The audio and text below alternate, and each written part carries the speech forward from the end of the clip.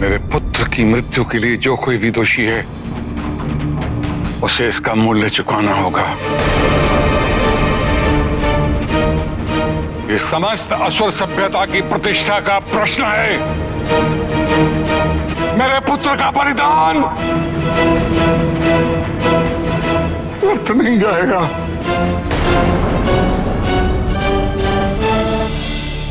शिवपुत्र कार्तिकेय ने मेरे पुत्र का वध किया है। मैं उसे जीवित नहीं छोड़ूंगा। स्वामी, आज हमारी प्रसन्नता की कोई सीमा ही नहीं है। यदि आज कोई हमसे वरदान मांग ले तो हम बिना कुछ सोचे समझे तथास्तु कह देंगे।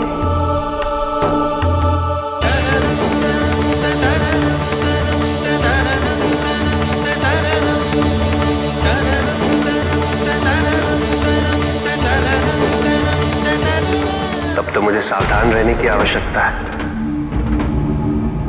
क्योंकि एक वरदान मैंने भी दिया था, इसका परिणाम मैं भुगत चुका हूं। आप कोई भी कार्य बिना किसी कारण के नहीं करते हैं। तुम्हारा तात्पर्य मेरे स्वार्थी होने से तो नहीं है? नहीं स्वामी, आपने तारकासुर को वरदान केवल इसीलिए दी कि ये समस्त संसार के समक्ष एक उदाहरण प्रस्तुत कर सके कि कैसे कोई व्यक्ति लोभ में दुराचारी बनता चला जाता है और अपने भगवान को ही अपना शत्रु समझने की भूल कर बैठता है।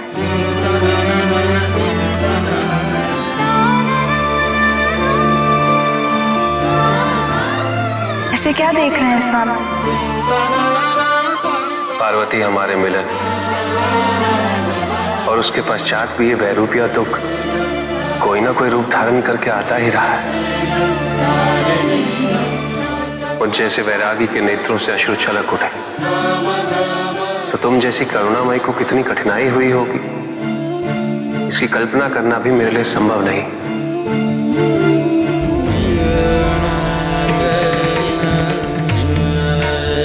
सर्वप्रथम पुत्र का जन्म होते ही उससे वियोग,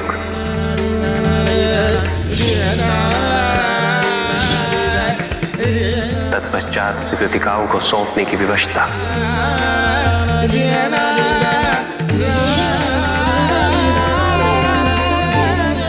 वर्षों तक उससे दूर रहे।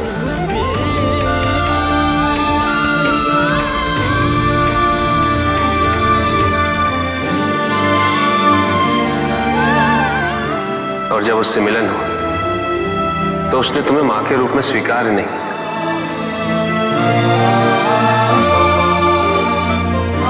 अंततः जब उसे तुम्हारे मातृत्व की अनुभूति हुई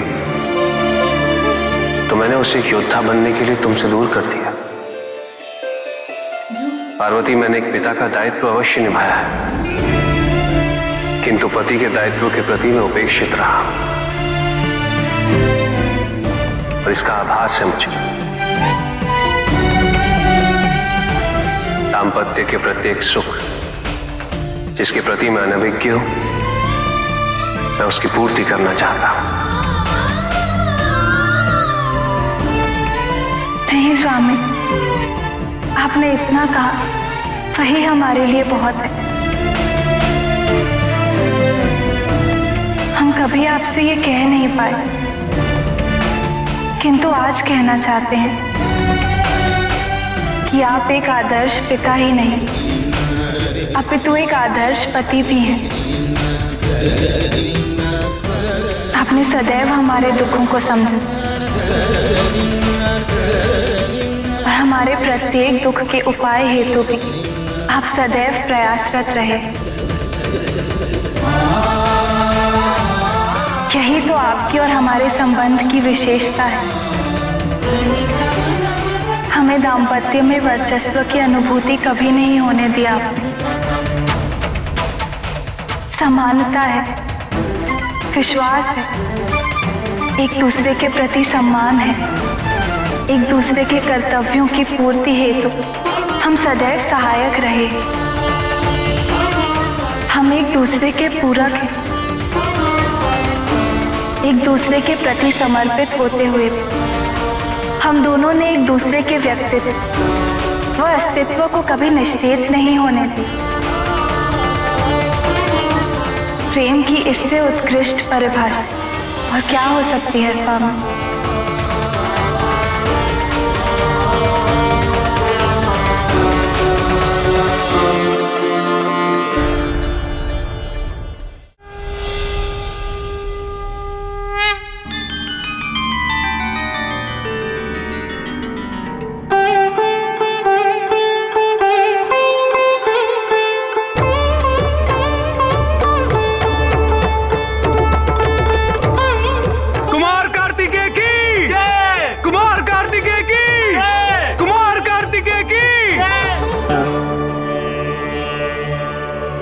पिताजी,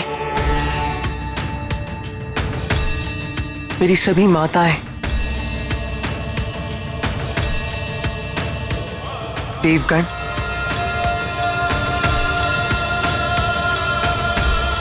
नंदी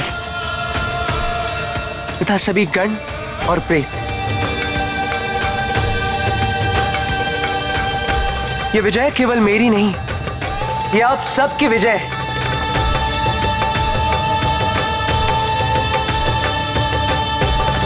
क्योंकि मुझे एक कुशल योद्धा बनाने में आप सब ने एक महत्वपूर्ण योगदान दिया है।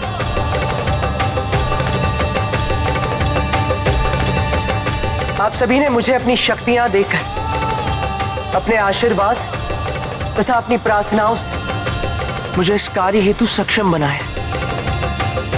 मेरी सेना के समस्त योद्धाओं ने मुझे अपना नेतृत्व करने हेतु स्वीकार किया, मुझ पे विश्वास किया। इस जीत में आप सभी का योगदान है। मैं आप सभी का बहुत आभारी हूं। मेरा ये नमन स्वीकार कीजिए।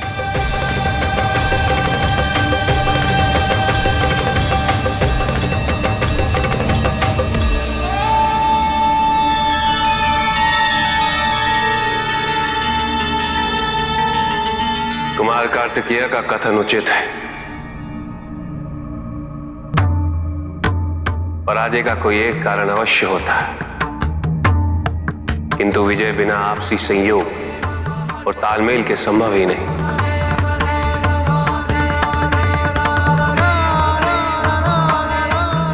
प्रत्येक योद्धा इस सफलता में महत्वपूर्ण कड़ी है। इसीलिए किसी भी युद्ध में विजय का श्रेय किसी एक व्यक्ति को दिया जाए, यह उचित है। किंतु हम सबके योगदान से अधिक महत्वपूर्ण होता है माता पिता का आशीर्वाद।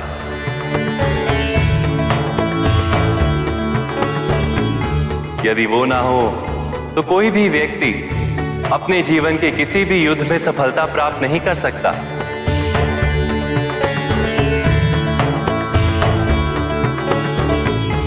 कार्तिकेय सौभाग्यशाली है कि उसे देवी पार्वती और आपका आशीर्वाद प्राप्त है।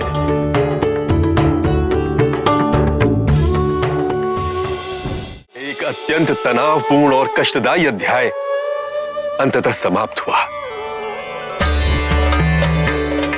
इस जीत को हम धूमधाम से मनाएंगे। स्वर्गलोक में एक भव्य समारोह का आयोजन किया जाएगा, जहां देवराज इंद्र को उनका आधिपत्य औपचारिक रूप से सौंपा जाएगा।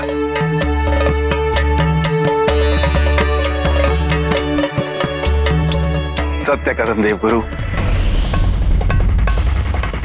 मुझे मेरा सिंहासन, मेरा राजपाट वापस मिलेगा। जाने कितने युगों से मैं शरणार्थी का जीवन व्यतीत कर रहा था, किंतु अब पुनः मैं स्वर्ग में रहूंगा, अपने स्वर्ग में रहूंगा मैं। इस युद्ध में मैं अपना सामर्थ्य स्थापित कर चुका हूं, सिद्ध कर चुका हूं कि कोई भी असुर मुझसे शक्तिशाली नहीं।